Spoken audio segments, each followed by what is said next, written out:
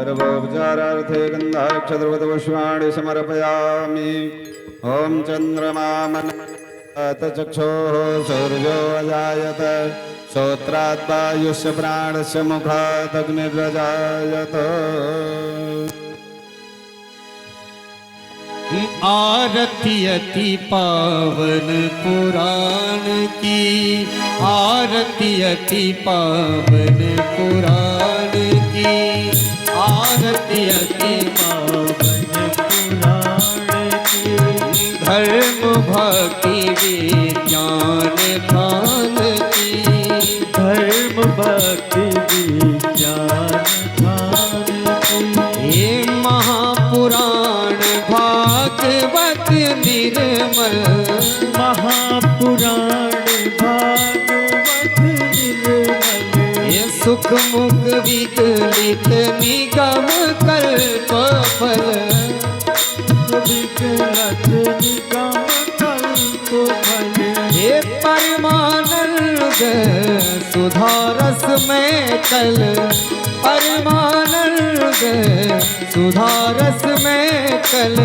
लीला रति रस रस निधान की, आरती अति पावन पुराण की।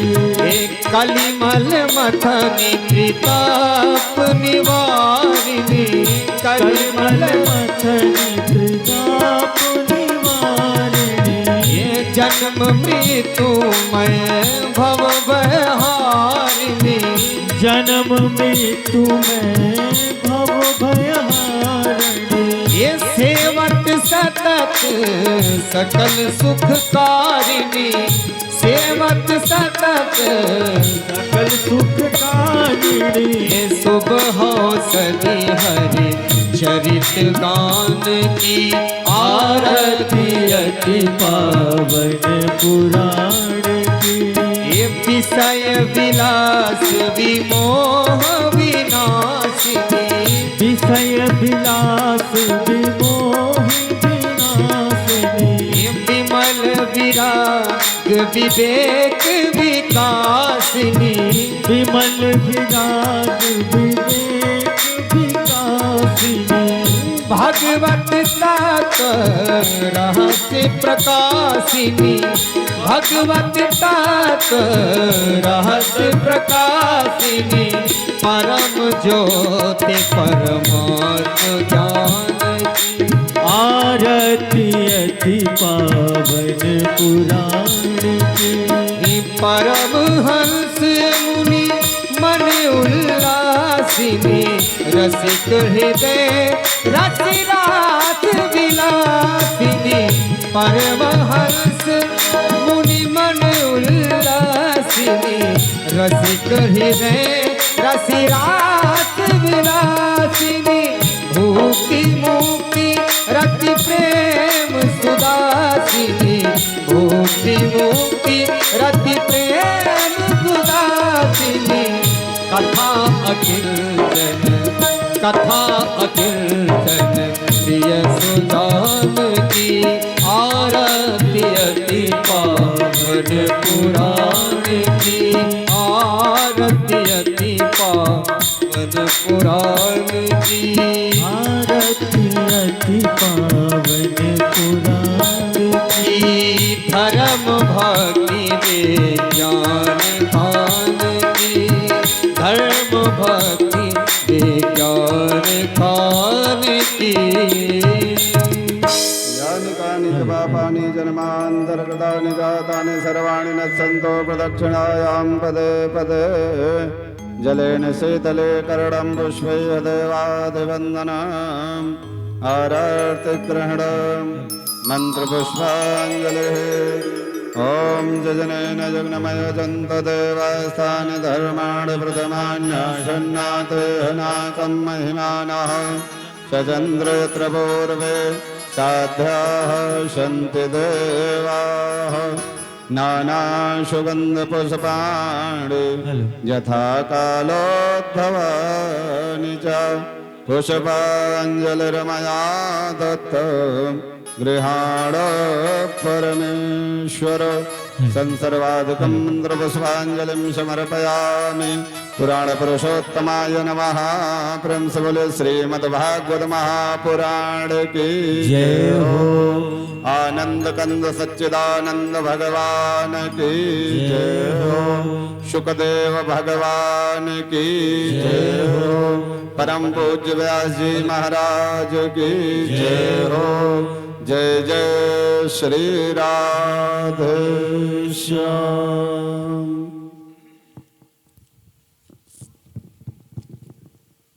हेलो हेलो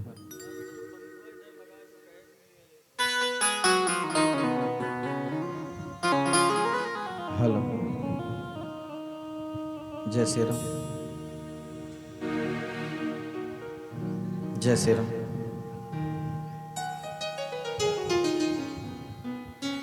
जय श्री राम। जय श्री राम।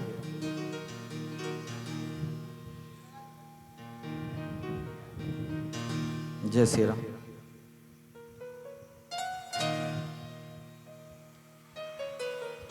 जय श्री राम।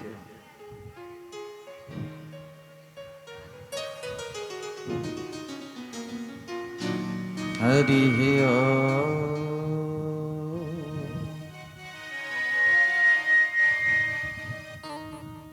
श्री परमात्मने नमः।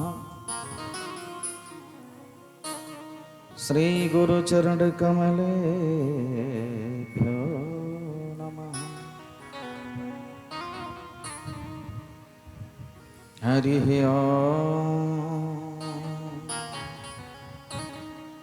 मातृपितृ चरण कमलेभ्यो नमः।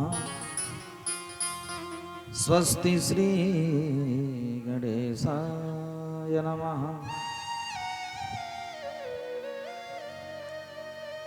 माता सरस्वती नमः। गुरुर्ब्रह्मा गुरुर्विष्णु गुरुर्देवो महेश्वरः। गुरुः साक्षात् परब्रह्म तस्मै श्री गुरवे नमः। अखण्डमण्डलाकारं व्याप्तं येन चराचरं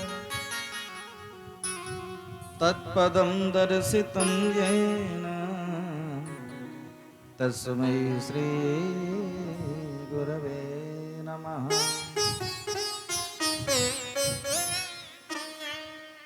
न गुरोरधिकं तत्त्वं न गुरोरधिकं तपः।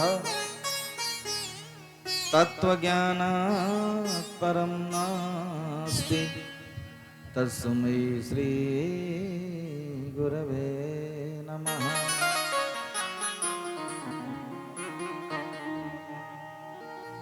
माता रामो मत्पिता रामचन्द्रः। स्वामी रामो मत्सखा रामचन्द्रः। सर्वस्वं मे रामचन्द्रो दयालु। नान्यं जाने नैव जाने न जाने। दक्षिणे लक्ष्मणो यस्य वामे च जनकात्मजा। पुरतो मारुतिर्यस्य तं वन्दे रघुनन्दनम्। लोकाभिरामं रणरङ्गधीरम् राजीवनेत्रं रघुवंशनाथम्।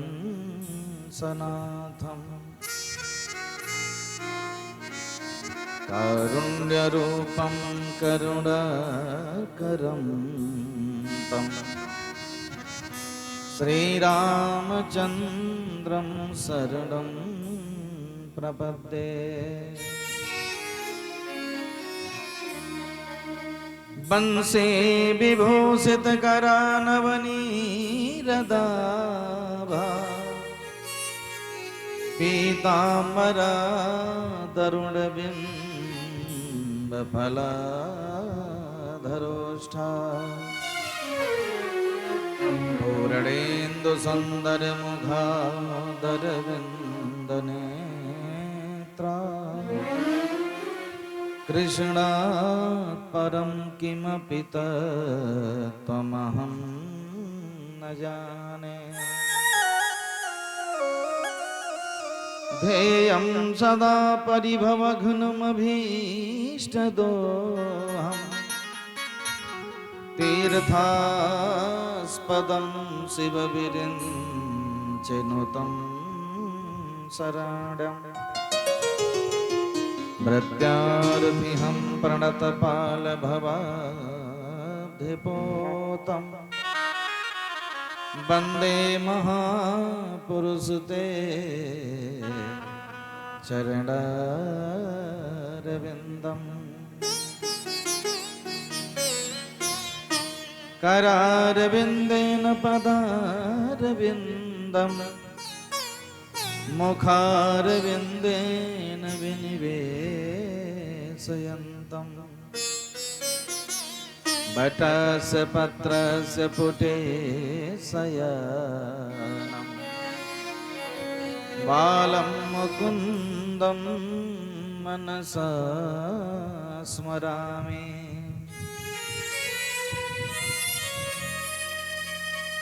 कृष्णाय वासुदेवाय हरये परमात्मने प्रणतक्लेशनाशाय श्रीगोविन्दाय नमो नमः। जय जय श्री राधा रमण जय जय नवल किशोर जय गोपी चित चोर प्रभु जय जय माखन चोर। अपने अपने घरन की सब काहू को पीर तुम ही पीर सब घरन की धन्य धन्य रघुवीर।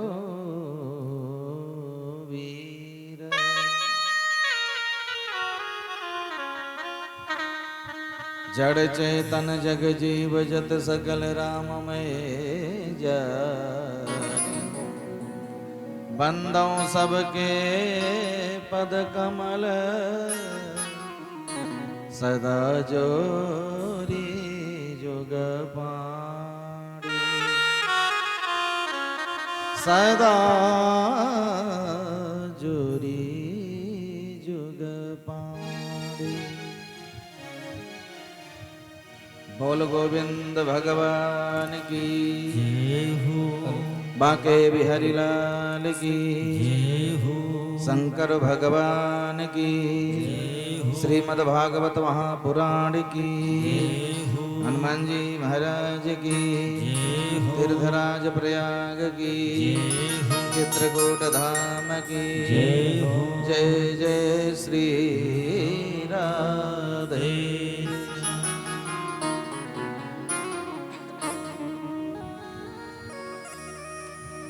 परम मंगलमय परात्पर अखिलेश्वर करण करुणा भरुणालय दया सिंधु दीनानाथ दीनेश्वर दीन धाम तड़े दीप पीतांबर धारी मुरली मनोहर घनश्याम श्याम सुंदर बांके बिहारी श्री हरि के चरण अरविंदों में कोटि कोटि प्रणाम स्वीकार हो।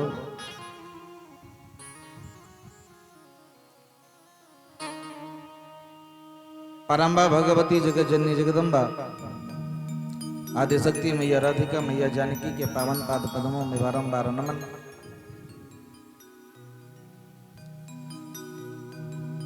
श्रीमद् भागवत महापुराण भगवान श्री हरि का प्रत्यक्ष वांग में विग्रह है। इनके चरणों में कोटि कोटि प्रणाम।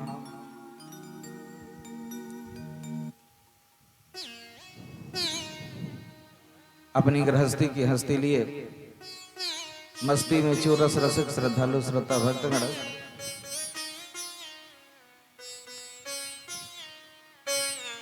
भक्तिमती माताएं बहना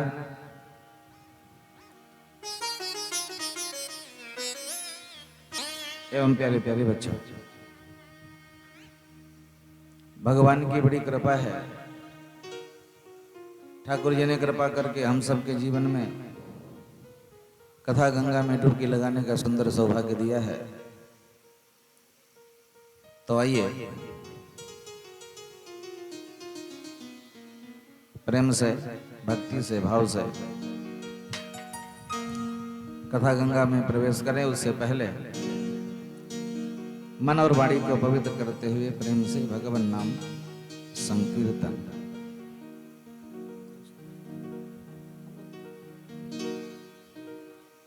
आइए झूमते हुए भगवान का पावन नाम स्मरण करते हैं। तो बांके बिहारी मुझको देना सहारा, कहीं छूट जाए ना दामन तुम्हारा।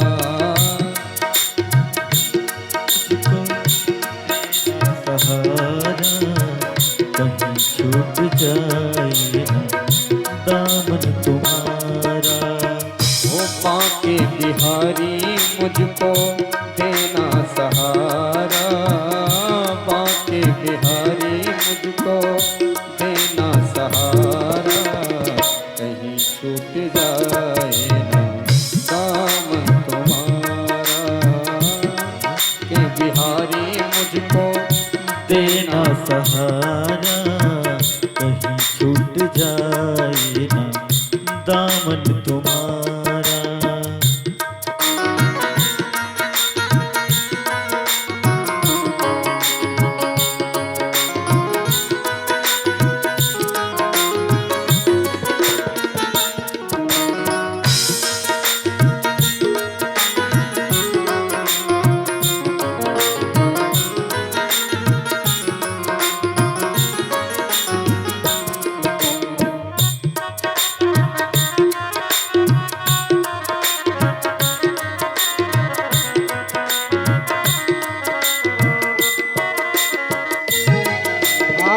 तेरे रास्ते से हटाती है दुनिया, तेरे रास्ते से हटाती है दुनिया। तेरे रास्ते से हटाती है दुनिया, तेरे रास्ते से हटाती है दुनिया। इशारों से मुझको बुलाती है दुनिया, इशारों से मुझको बुलाती है दुनिया।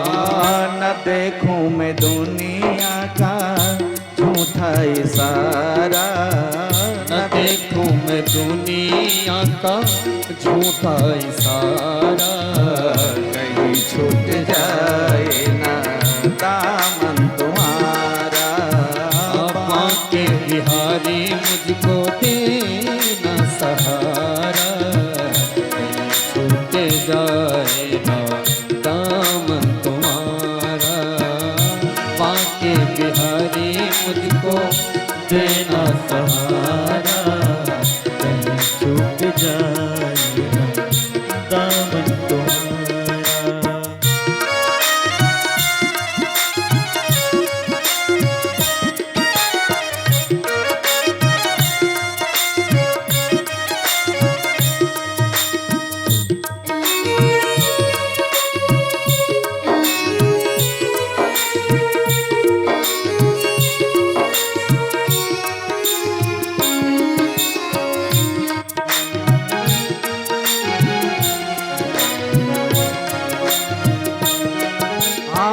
तेरे सिवा मन में समाए न कोई, तेरे सिवा मन में समाए न कोई, तेरे सिवा मन में समाए न कोई, तेरे सिवा मन में समाए न कोई, लगन का ये दीपक बुझाए न कोई, लगन का ये दीपक बुझाए न कोई।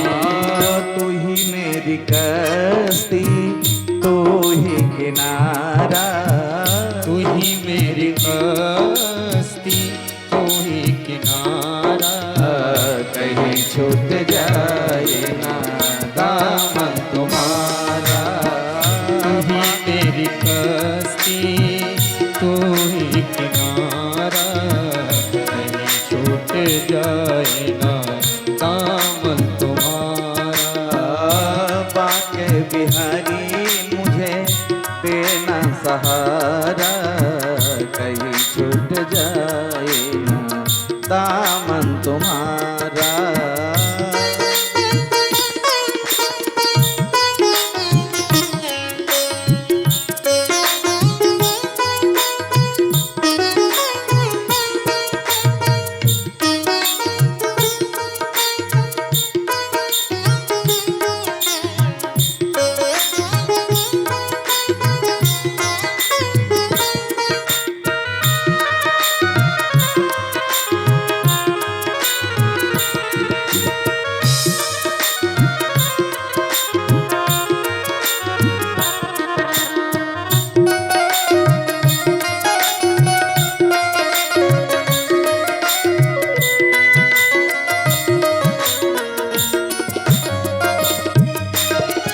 तेरे नाम का गान गाता रहूं मैं, तेरे नाम का गान गाता रहूं मैं, तेरे नाम का गान गाता रहूं मैं, तेरे नाम का गान गाता रहूं मैं, सुबह शाम तुझको रिझाता रहूं मैं, सुबह शाम तुझको रिझाता रहूं मैं, तेरा नाम मुझको है प्राणों से प्यारा, तेरा नाम मुझको है प्राणों से प्यारा, कहीं छूट जाए जय हो दामन तुम्हारा, तेरा नाम प्राणों से प्यारा, कहीं छूट जाए ना दामन तुम्हारा। बाके बिहारी मुझे देना सहारा, कहीं छूट जाए ना दामन तुम्हारा।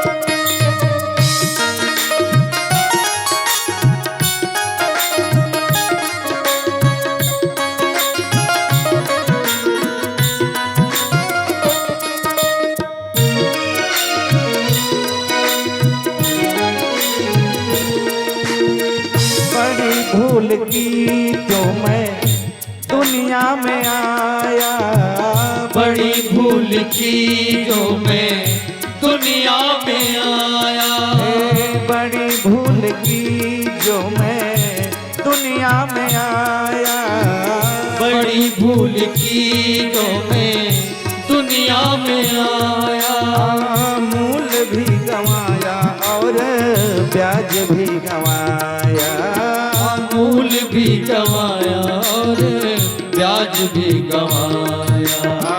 दुनिया में मुझको ना, दुनिया में मुझको ना भेजना दोबारा, कहीं छूट जाए ना दामन तुम्हारा।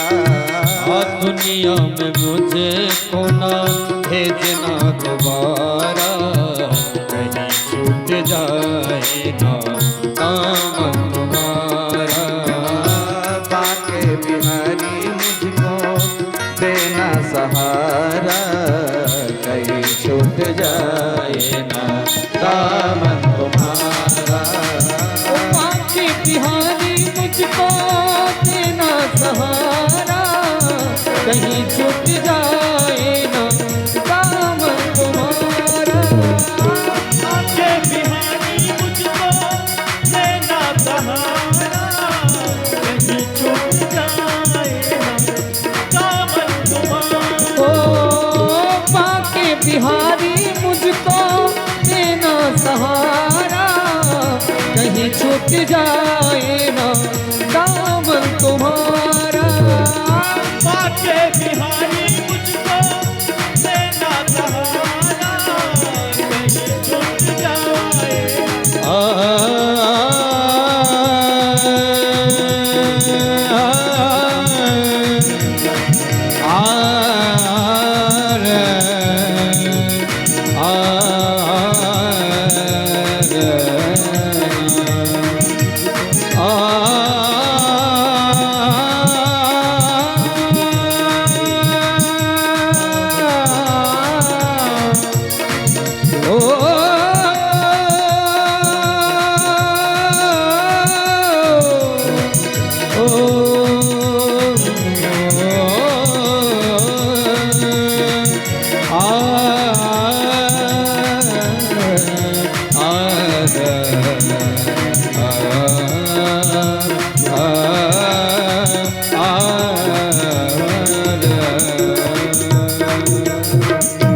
बोल भक्त वत्सल भगवान की योऽन्तः प्रविश्य मम वाचमिमां प्रसुप्तां सञ्जीवयत्यखिलशक्तिधरा स्वधाम्ना। अन्याश्च हस्तचरण श्रवणत्वगादीन् प्राणान्नमो भगवते पुरुषाय तुभ्यम्।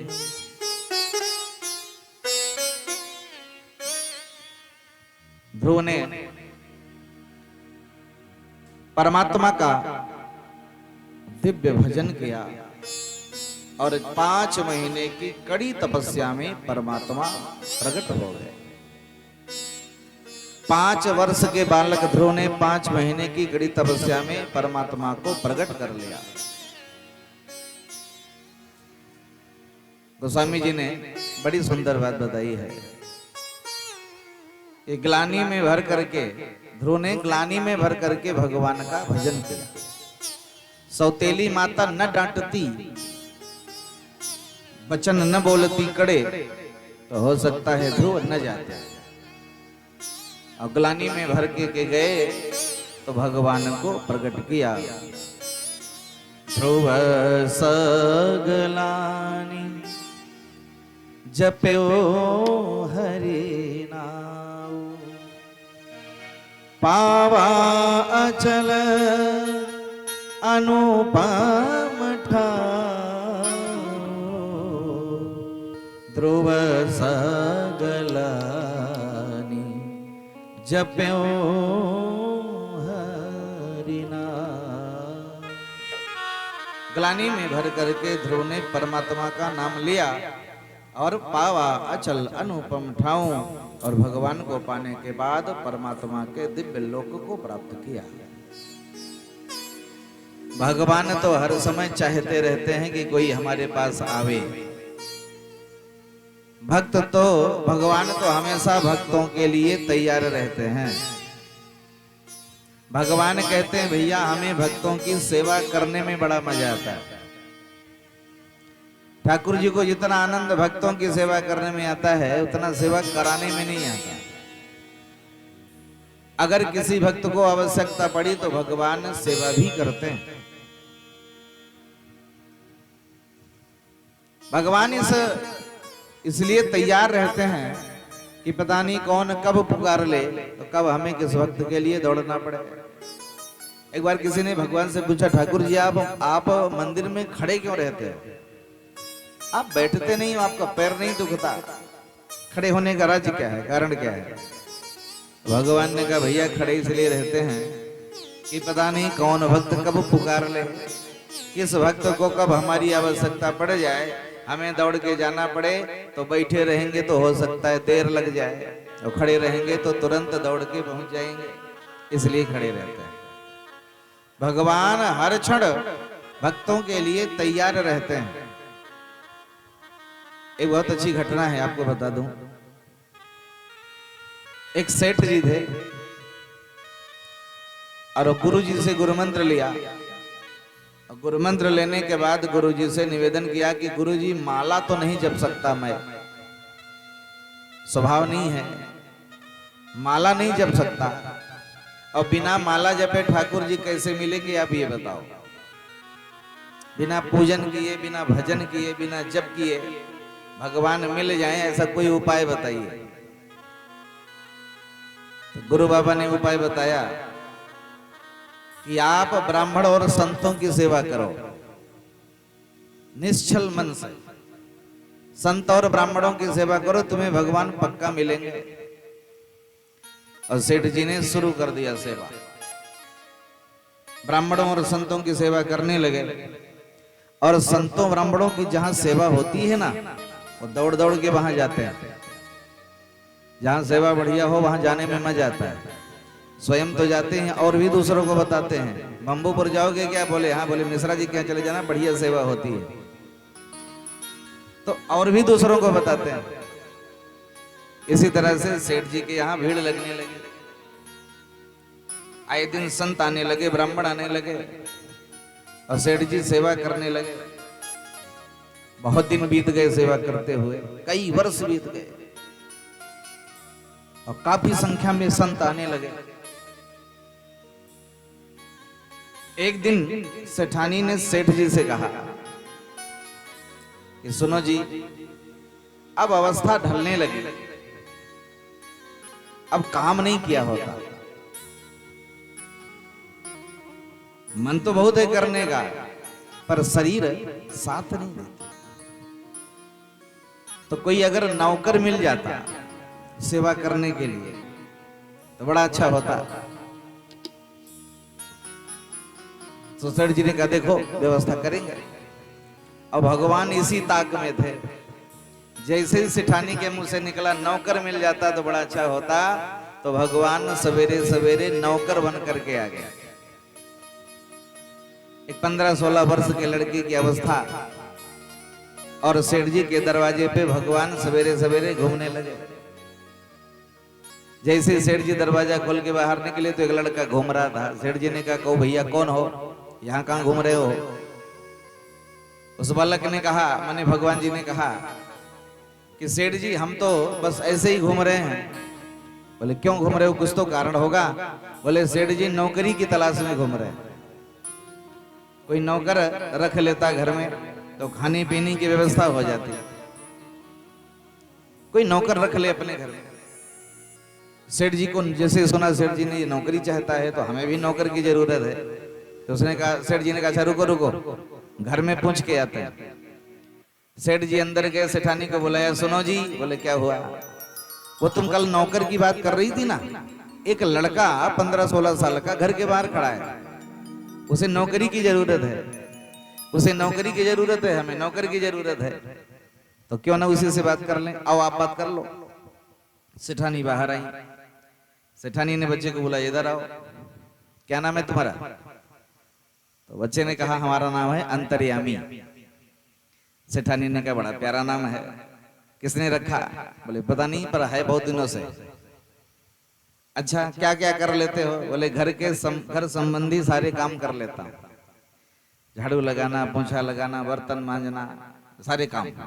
अच्छा तो ठीक है, क्या लोगे? पे क्या होगा तुम्हारा, पैसा क्या होगा? बोले कुछ नहीं, अपने राम को क्या चाहिए? 2 रोटी और कपड़ा। अपने आगे पीछे तो कोई है ही नहीं, पैसा इकट्ठा करेंगे तो किसके लिए? बस खाना है और पहनना है, रहना है, और कुछ नहीं चाहिए। ठीक है, और कोई शर्त तो नहीं है। भगवान ने कहा एक शर्त है, अंतर्यामी ने कहा एक शर्त है। बोले क्या? बोले हम जितनी बार खाएं हमें भोजन उतनी बार चाहिए। भोजन में गड़बड़ी भई तो फिर हम नौकरी छोड़ के चले जाएंगे। बोले कोई बात नहीं, भोजन भगवान का दिया खूब है, खूब काम करो, खूब खाओ। भगवान रहने लगे। भगवान ने 17 महीने सेठ जी के यहाँ नौकरी की, 17 महीने सेवा किया, जम के सेवा किया। एक दिन सेठानी पड़ोसन के यहाँ गई थी। पड़ोसन के यहाँ गई थी तो पड़ोसन से मिली, बातें भई। पड़ोसन ने ऐसे ही कह दिया, सेठानी कुछ दुबली दुबली से दिखाई पड़ रही हो, क्या बात है, तबीयत नहीं ठीक क्या? सेठानी का नहीं, ऐसी कोई बात नहीं है, दुबली हूं। बोले हाँ बहुत दुबली हो गई हो। सेठानी ने कहा हो सकता है, वो जो अपना अंतर्यामी है ना, काम तो बहुत करता है, काम में कोई गड़बड़ी नहीं है, लेकिन बहन एक गड़बड़ी है, खाता बहुत है।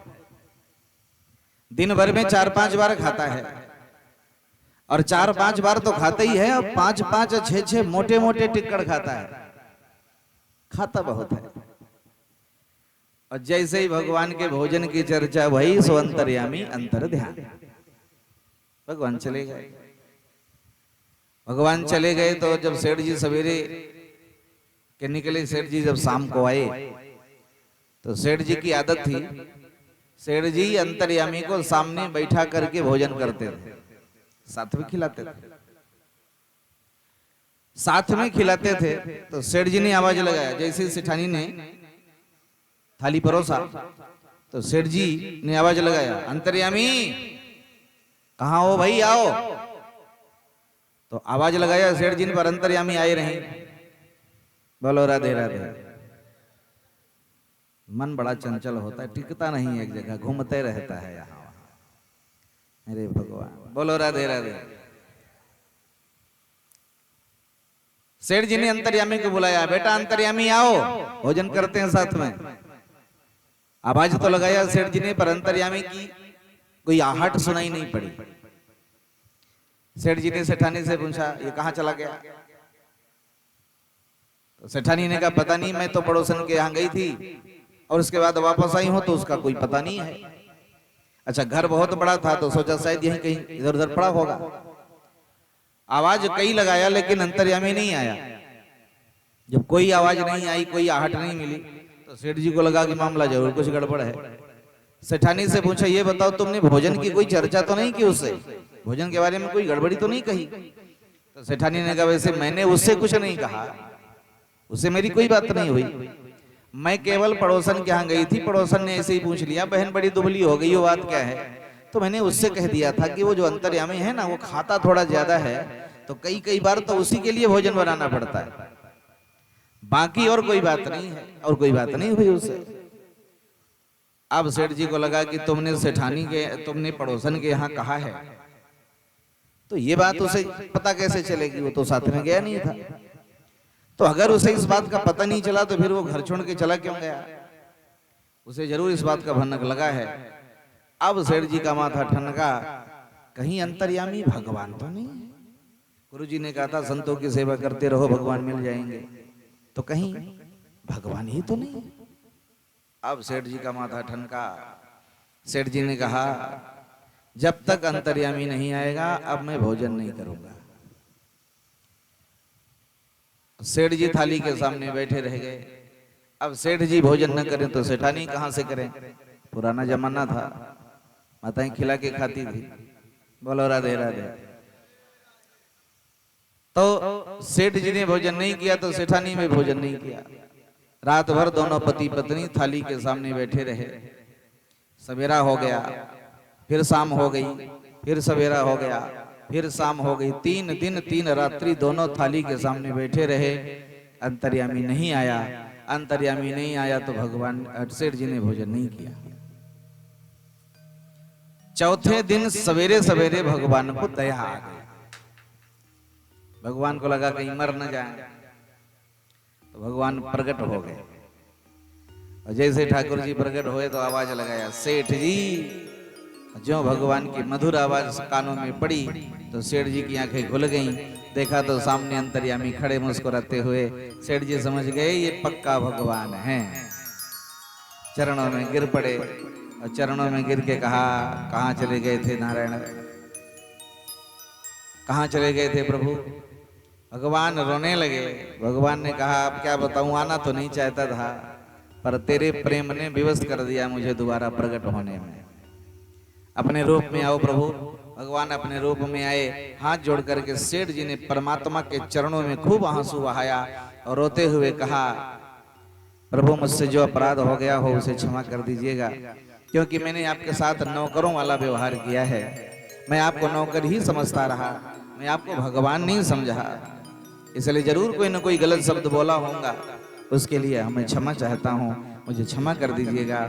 भगवान ने कहा, सेठ जी बात ठीक कहते हो, जरूर तुम नौकर समझ रहे थे, लेकिन मुझे इतना आनंद आया आपके यहाँ सेवा करके जिसकी कोई तुलना नहीं है।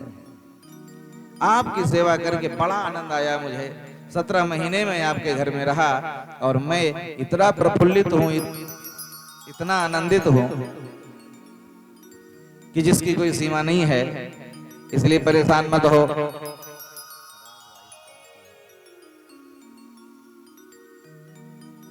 सेठ जी बड़े प्रसन्न भय। प्रसन्न होकर के सेठ जी ने भगवान को खूब बैठ करके दिव्य पूजन किया। तो कहने का तात्पर्य यह है प्यारे कि भगवान हर समय भक्तों की सेवा के लिए तत्पर रहते हैं, पर हम क्या है ना, हम लोग विश्वास नहीं जमा पाते, हमें विश्वास नहीं हो पाता। और जब तक विश्वास स्थिर नहीं होगा तब तक भगवान मिलने वाले नहीं है, उनकी कृपा नहीं होती। विश्वास जब तक स्थिर नहीं रहेगा तब तक भगवान की कृपा प्राप्त होने वाली नहीं है। तो यही बात ध्रुव जी कहते हैं कि प्रभु आपने मेरे अंदर में प्रवेश करके योन्तः प्रविश्य मम वाच मीमां प्रसुप्ताम, आपने मेरे अंदर में प्रवेश करके मेरी सोई हुई समस्त इंद्रियों को जगा दिया।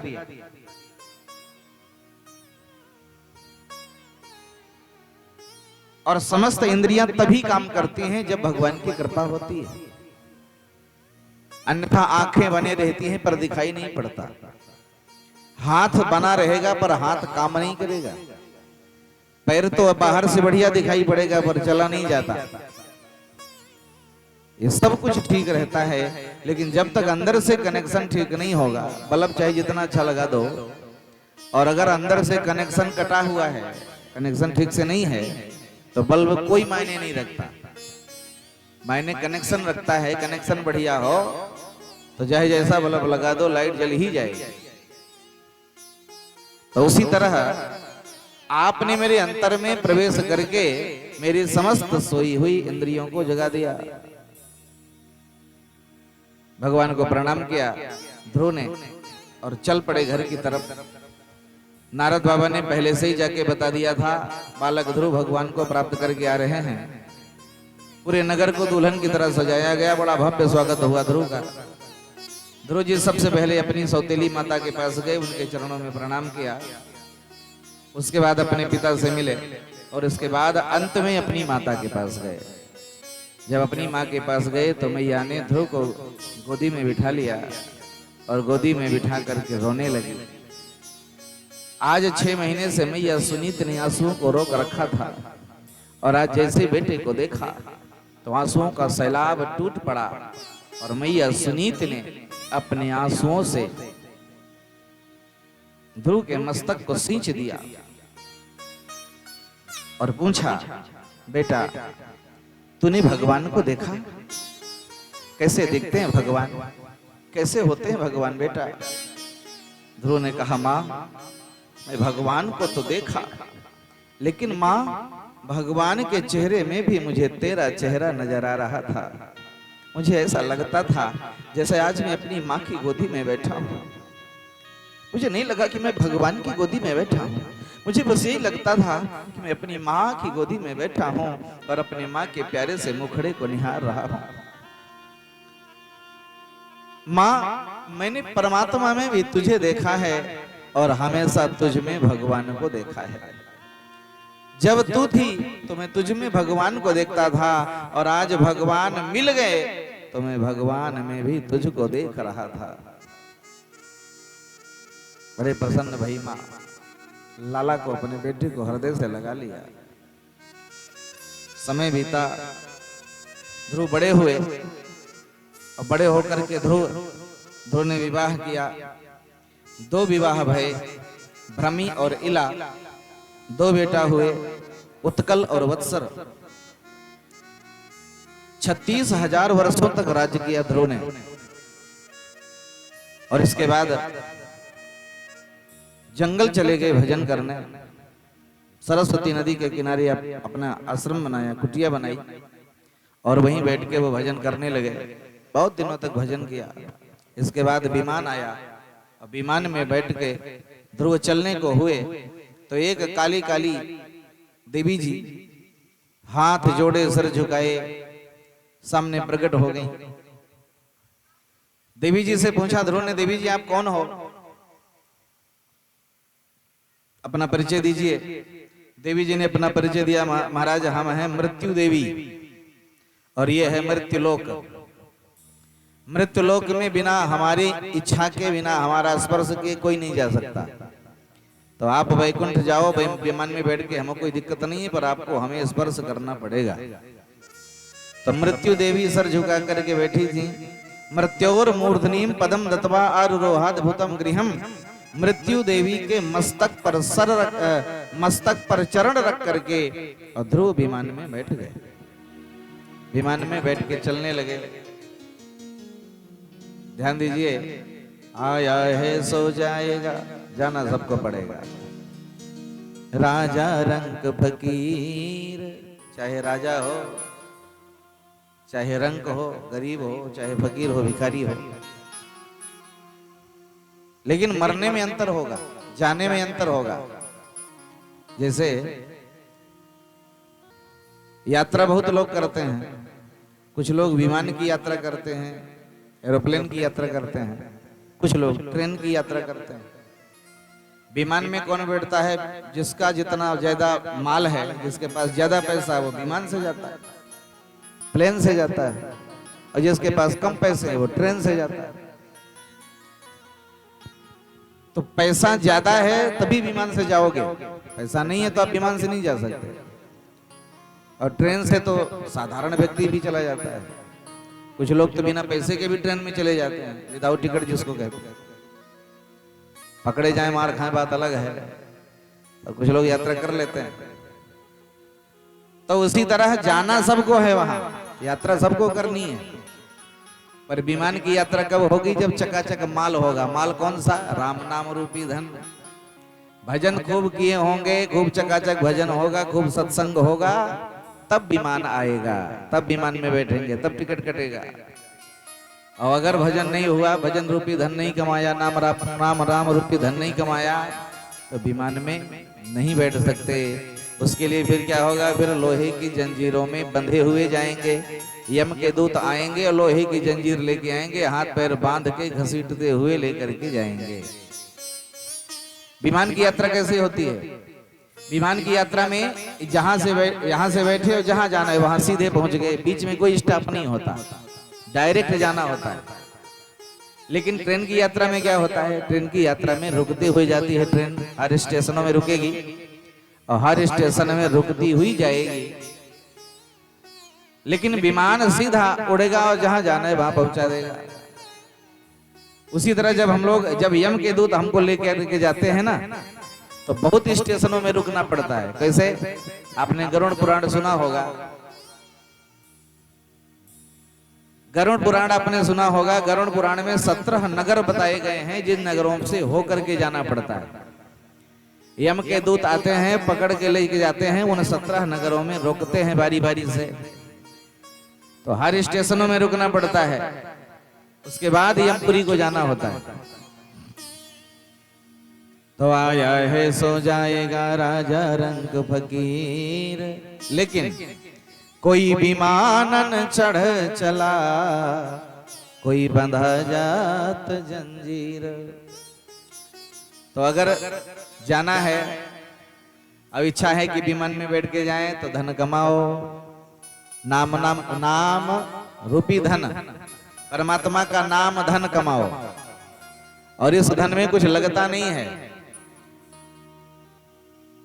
कोई खर्चा नहीं लगता, केवल कमाई होती है। बोल भक्त वत्सल भगवान की।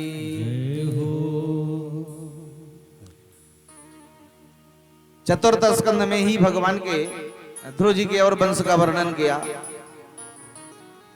ध्रुव के ही वंश में आगे चल करके महाराज अंग हुए, अंग के बेन हुए, बेन के यहाँ पृथु का जन्म हुआ। पृथु भी भगवान के अंशावतार हैं। और पृथु ने यज्ञ किया, यज्ञ करने के बाद भगवान को प्रकट किया। पृथु के यज्ञ में ठाकुर जी प्रकट हुए। भगवान ने प्रकट होकर के पृथु को वरदान दिया, मांगो क्या मांगते हो। पृथु ने कहा सरकार देना चाहते हो तो हमें 10,000 कान दे दो। 10,000 कान। भगवान ने कहा इतने कान क्या करोगे भैया, क्या मतलब है इतने ज्यादा कान लेने के लिए, क्या करोगे। पृथु ने कहा सरकार 2 कानों से आपकी कथा सुनने में मजा नहीं आता, आपकी कथा इतनी प्यारी है कि 2 कानों से सुन के तृप्ति नहीं होती। तो 10,000 कान होंगे तो सभी कानों से सुनेंगे और तृप्ति को प्राप्त होंगे। तव कथामृतम तप्त जीवनम। आपकी जो कथा है ना, दसम स्कंद में गोपियों ने भगवान से कहा है, गोपी गीत में, आपकी जो कथा है वो जीवन को तप्त करती है, तृप्त करती है। जैसे भयंकर गर्मी लगी हो, गंगा जी में डुबकी लगा लें तो मन शांत हो जाता है, शरीर शांत हो जाता है, शीतल हो जाता है। जो गर्मी से व्याकुल व्यक्ति है, गंगा जी में डुबकी लगा लेने से जैसे शीतलता को प्राप्त होता है, उसी तरह संसार के दुख से तपा हुआ जीव जब भगवान की कथा में गोता लगा लेता है, भगवान की कथा को सुन लेता है, तो तृप्ति को प्राप्त करता है, शीतलता को प्राप्त करता है। एक सज्जन ने एक बार पूछा, एक सज्जन ने एक बार पूछा कि महाराज एक बात बताओ, जब तक कथा सुनो तब तक तो बढ़िया रहता है, बड़ा आनंद आता है, भाई घर जाओ तो फिर से वही समस्या, वही नाटक, वही रोना धोना, वही सब लीला। का मतलब कथा सुनने से। तो कहा भैया, गुरु जी ने कहा, संत जी ने जिससे पूछा उन्होंने, तो संत जी ने कहा वो धूप में एक पत्थर पड़ा है ना, उसको उठा के लाओ। पत्थर को उठा के लाए और पत्थर को बाल्टी की तरफ इशारा किया कि बाल्टी में डाल दो। पत्थर को बाल्टी में डाल दिया, पानी भरा हुआ था तो पानी में डाल दिया। दूसरे दिन आया जब, तो गुरु जी ने कहा उस पत्थर को बाल्टी से निकालो, बाहर रख दिया। बोले क्या इसमें कोई परिवर्तन समझ में आया? बोले साहब ये तो वैसे का वैसा है। बोले वैसे का वैसा जरूर है, लेकिन जब तक पानी में रहा तब तक गर्मी से बचा रहा, जब तक पानी में पड़ा रहा तब तक इसको गर्मी का प्रभाव नहीं हुआ। अब पानी से अलग हो गया तो गर्मी का प्रभाव शुरू हो गया। तो अगर बहुत प्रभाव नहीं पड़ेगा तो जब तक पानी में रहेगा तब तक तो गर्मी से बचेगा। इसी तरह अगर आपके जीवन में कथा का प्रभाव नहीं पड़ता तो जब तक आप कथा में बैठे रहोगे तब तक तो आनंद मिलेगा, तब तक तो शांति रहेगी। तो आपकी जो कथा है प्रभु, वो संसार के दुखों से व्याकुल व्यक्ति को शांति प्रदान करती है। इसलिए आपकी कथा सुनना बहुत जरूरी है। भगवान बड़े प्रसन्न हुए। चतुर्थ स्कंध में ही पुरंजनोपाख्यान के माध्यम से बाबा नारद ने प्राचीन बरही को उपदेश दिया। पंचम स्कंद में प्रवेश। बोल भक्त वत्सल भगवान की जय हो। महाराज उत्तानपाद के एक छोटे भाई थे जिनका नाम था प्रियव्रत। प्रियव्रत बड़े अच्छे राजा थे।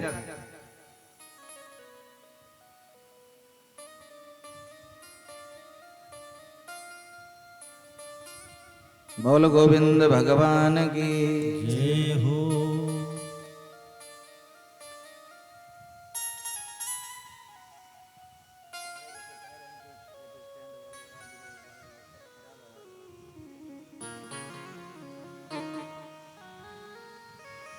बोल भक्त वत्सल भगवान की जय हो।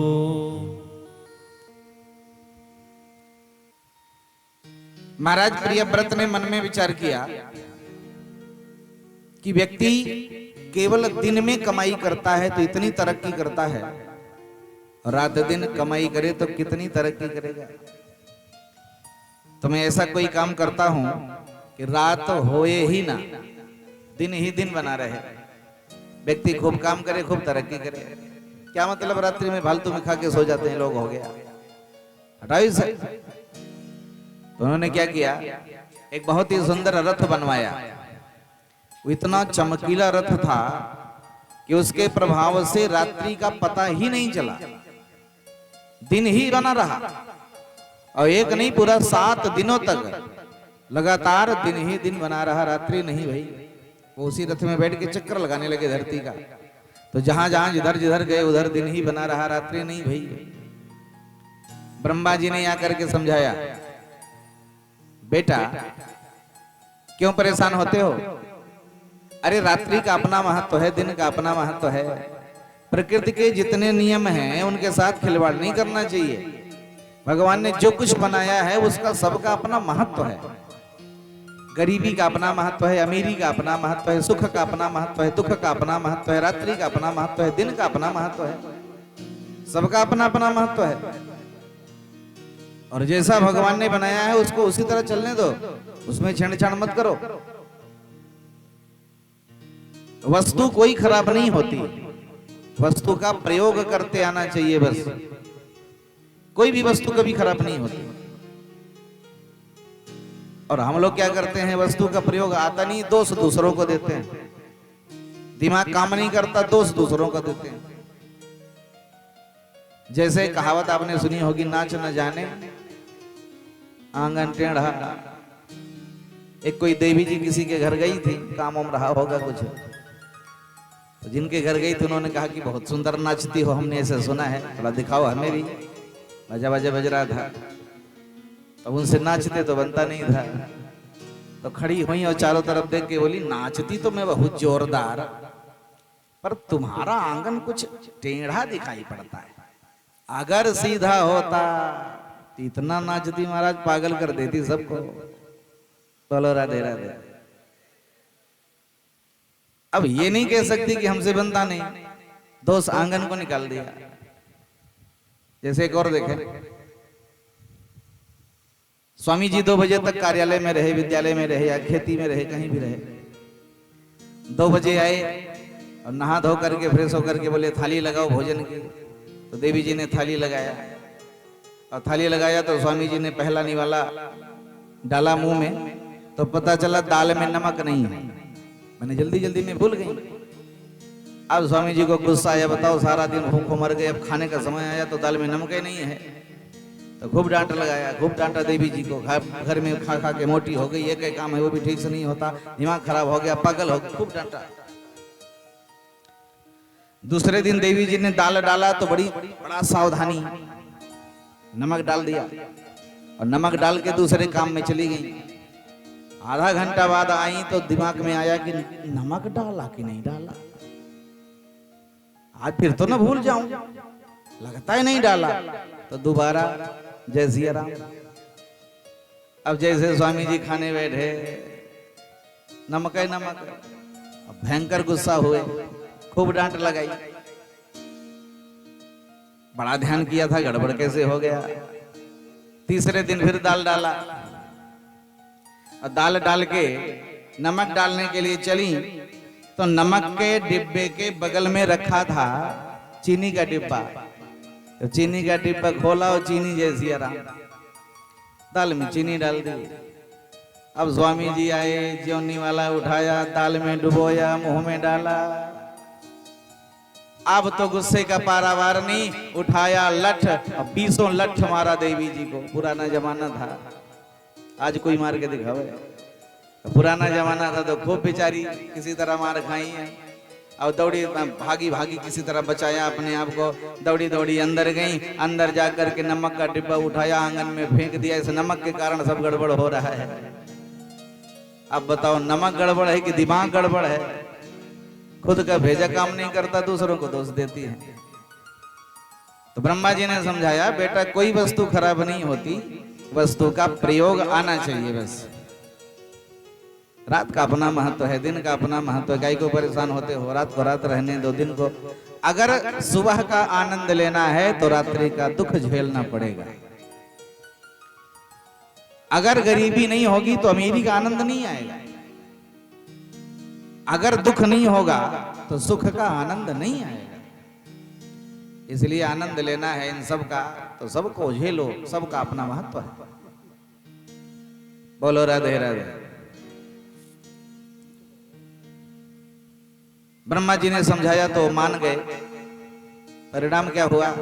7 दिन 7 रात्रि लगातार वो चक्कर लगाते रहे थे, तो उसका परिणाम ये हो गया कि धरती 7 टुकड़ों में बट गई, 7 द्वीप बन गए।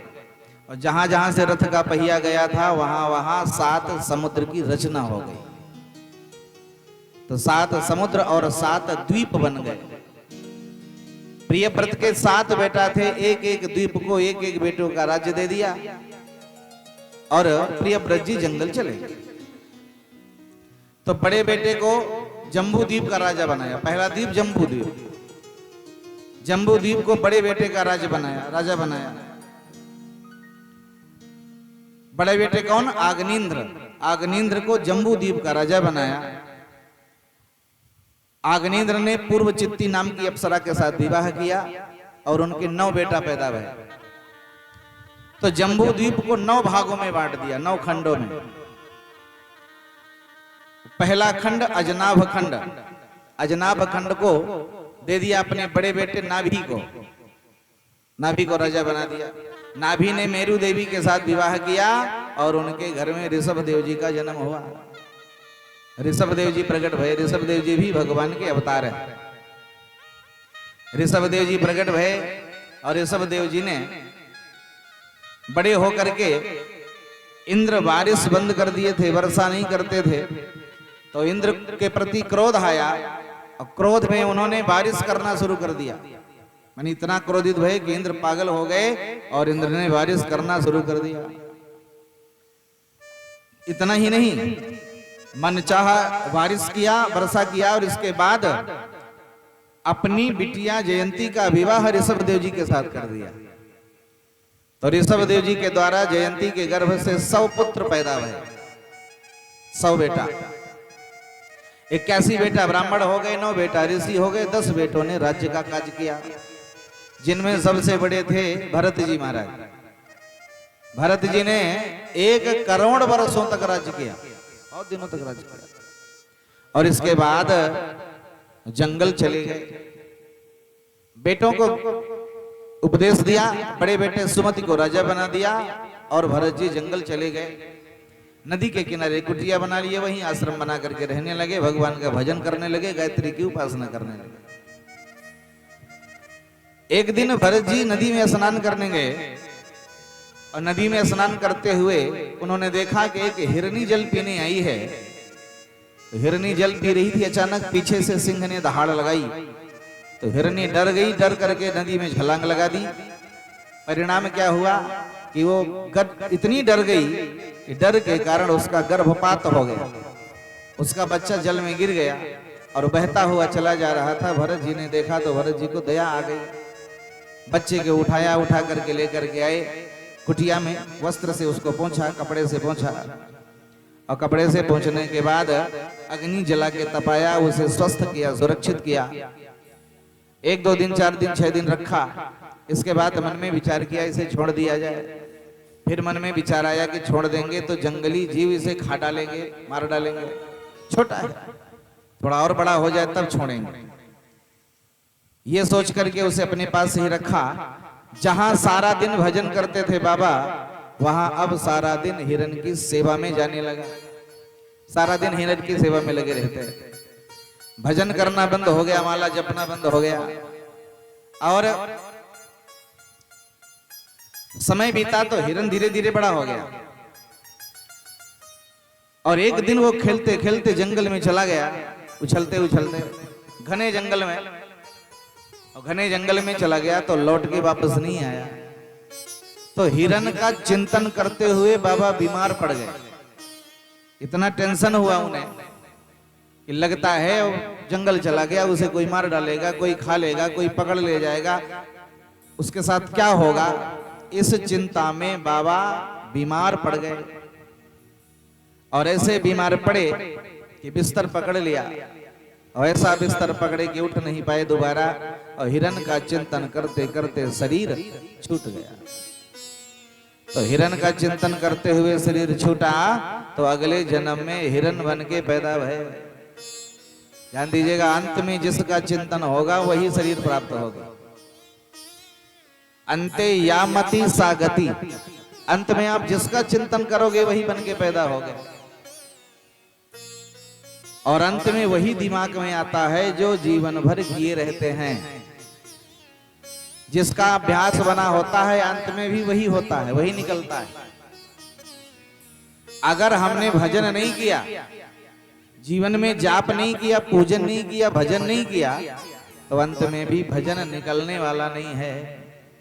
जन्म जन्म मुनि जतन कराही, जन्म जन्म मुनि जतन कराही।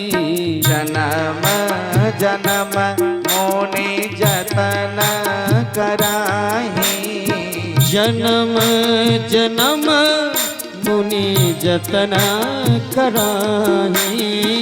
जन्म जन्म मुनि जतन कराही। अंत राम कही आवत नाही। अंत राम कही आवत नाही। अंत राम कही आवत नाही। अंत राम कही आवत नाही। जन्म जन्म मुनि जतन कराएं। सारा जीवन मुनि लोग, ऋषि लोग यतन करते रहते हैं। कैसा यतन? परमात्मा को पाने का यतन। लेकिन कभी कभी अंत ऐसा बिगड़ता है, जैसे आप देख लो, भरत जी बहुत अच्छी गायत्री उपासना करते थे, बहुत अच्छा भजन करते थे, लेकिन 2-3 महीने ऐसे बिगड़े कि अंत में भगवान का ध्यान नहीं आया, हिरण का चिंतन बना रहा। तो अगर थोड़ी सी भी गड़बड़ी भई तो सारे जीवन का प्रयास बेकार हो जाएगा। अंत में भगवान, अच्छा एक अर्थ और इसका है, तो संत लोग इस चौपाई का एक अर्थ और निकालते हैं। जन्म जन्म मुनि जतन कराएं। सारा जीवन यतन करते हैं, भजन करते हैं, पूजन करते हैं, और अंत में क्या होता है? बोले अंत राम कही, राम जी का अंत में नाम ले लेते हैं और आवत नहीं, दोबारा फिर संसार में नहीं आते। अंत में भगवान का नाम निकल गया तो दोबारा संसार में आना नहीं होगा। इसलिए अंत राम कही, अंत में भी भगवान को कहते हैं और आवत नहीं, दोबारा फिर यहाँ नहीं आते। तो जीवन में जो कुछ आप करते रहोगे वही उसी का अभ्यास बना रहेगा। अगर आपने भजन नहीं किया, आपने पूजन नहीं किया, तो अंत में भी आपके मुख से भगवान का नाम निकलने वाला नहीं है। एक सेठ जी मरणासन्न थे, मरने वाले, आवाज बंद हो गई और बार बार ऐसे इशारा करें तो घर वाले ने सोचा लगता है बाबा माल गाड़ा है यहीं कहीं, इशारा कर रहा है, बता रहा है, पर आवाज नहीं निकल रही तो बताए कैसे। अब घर वाले परेशान, हाँ बाबा बताओ कहाँ गाड़े हो? वो बार बार ऐसे ही करे, घर वाले ने सोचा इसको तो आवाज लाने वाले जरूरी है, जरा माल गड़बड़ हो जाएगा। तो कई डॉक्टरों से संपर्क किया। एक डॉक्टर आए, 20,000 रुपया लिए, इंजेक्शन लगाया तो आवाज आई। और जैसे आवाज आई तो बेटे ने पूछा, हाँ बाबा बताओ कहाँ गाड़े हो, क्या इशारा कर रहे हो? अरे बोले मूर्खों सब लोग यहीं खड़े हो तो दुकान में कौन है? बोलो राधे राधे। बोले है तेरी की 20,000 फालतू में चले गए, अब मर रहे फिर भी दुकान का टेंशन बना हुआ है। तो जीवन भर जो किए रहोगे अंत में भी वही निकलेगा, वही अभ्यास बना रहेगा। अंत में अगर चाहते हो भजन निकले, राम जी का नाम निकले, तो जीवन में भजन करना पड़ेगा। जो करते रहोगे भजन धीरे धीरे, भजन धीरे धीरे, तो मिल जाएगा वो सजन धीरे धीरे, तो मिल जाएगा वो सजन धीरे धीरे। जो करते रहोगे भजन धीरे धीरे, भजन धीरे धीरे, तो मिल जाएगा वो सजन धीरे धीरे। जो करते रहोगे भजन धीरे धीरे, भजन धीरे धीरे, तो मिल जाएगा वो सजन धीरे धीरे, तो मिल जाएगा वो सजन धीरे धीरे, तो मिल जाएगा वो सजन धीरे धीरे। जो करते रहोगे।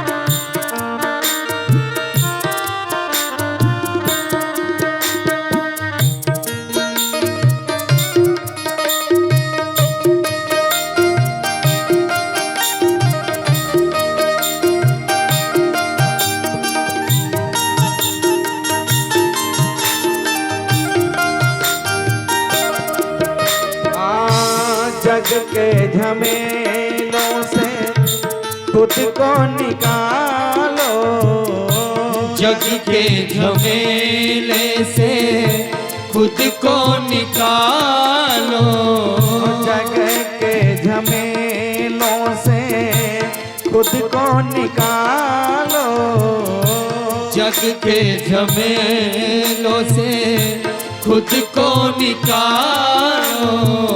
तृष्णा के बंधन सभी तोड़ डालो, तृष्णा के बंधन सभी तोड़ डालो, सभी तोड़ डालो। ये करके तो देखो, ये करके तो देखो, जतन धीरे धीरे, जतन धीरे धीरे, तो मिल जाएगा वो सजन धीरे धीरे, तो मिल जाएगा वो सजन धीरे धीरे। जो करते रहोगे भजन धीरे धीरे, भजन धीरे धीरे, तो मिल जाएगा वो सजन धीरे धीरे, तो मिल जाएगा वो सजन धीरे धीरे, तो मिल जाएगा वो सजन धीरे धीरे। सब लोग मीठी मीठी तालियां।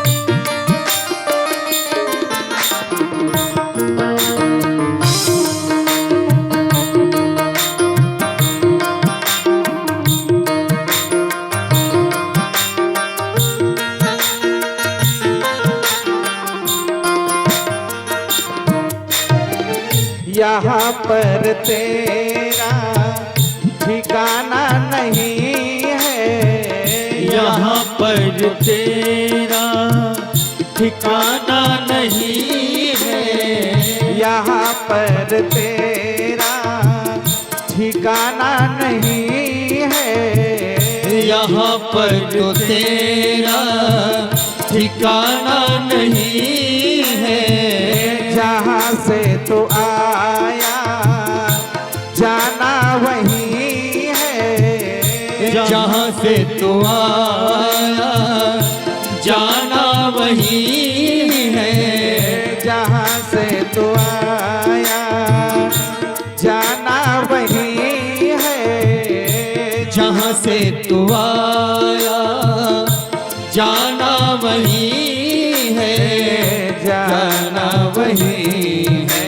ओ हृदय में हरि का, ओ हृदय में हरि का भजन धीरे धीरे, मनन धीरे धीरे, तो मिल जाएगा वो सजन धीरे धीरे, तो मिल जाएगा वो सजन धीरे धीरे। जो करते रहोगे भजन धीरे धीरे, भजन धीरे धीरे, तो मिल जाएगा वो सजन धीरे धीरे, तो मिल जाएगा वो सजन धीरे धीरे।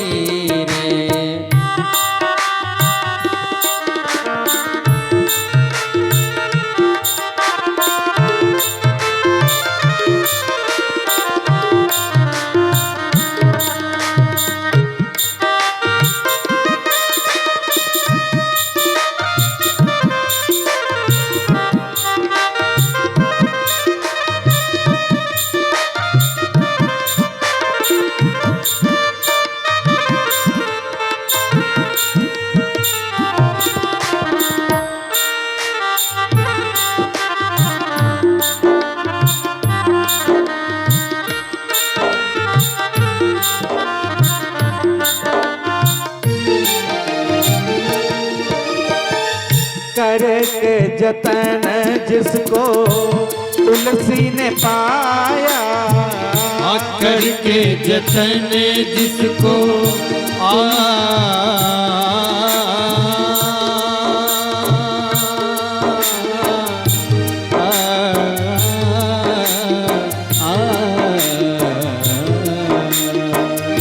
करके जतन जिसको तुलसी ने पाया, गीत कन्हैया के मीरा ने गाया, गीत कन्हैया के मीरा ने गाया, मीरा ने गाया, सौंप दे उसी को, सौंप दे उसी को, जीवन धीरे धीरे, जीवन धीरे धीरे, तो मिल जाएगा वो सजन धीरे धीरे, तो मिल जाएगा वो सजन धीरे धीरे। जो करते रहोगे भजन धीरे धीरे, भजन धीरे धीरे, तो मिल जाएगा वो सजन धीरे धीरे, तो मिल जाएगा वो सजन धीरे धीरे।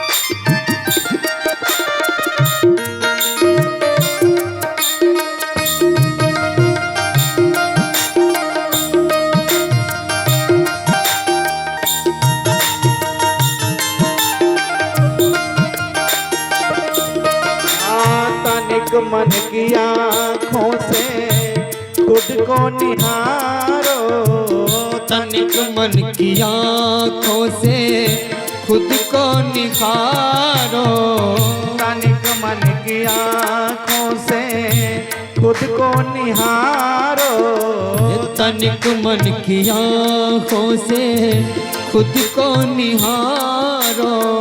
समय व्यर्थ बीता कुछ तो विचारो, समय व्यर्थ बीता कुछ तो विचारो, कुछ तो विचारो।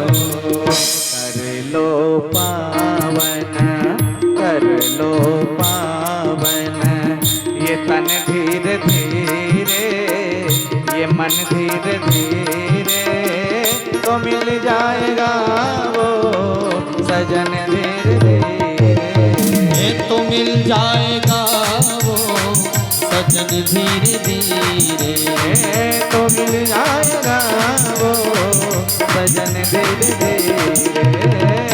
करते रहोगे जो करते रहोगे भजन धीरे धीरे, भजन धीरे धीरे, तो मिल जाएगा वो सजन धीरे धीरे, तो मिल जाएगा वो सजन धीरे धीरे, तो मिल जाएगा वो सजन धीरे धीरे, तो मिल जाएगा वो सजन धीरे धीरे। सजना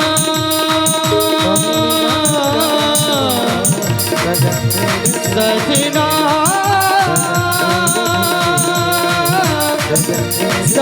सजना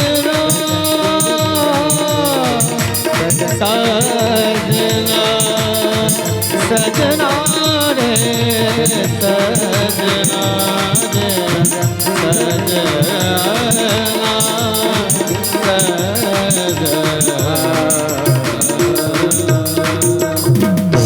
बोल भक्त वत्सल भगवान की जय।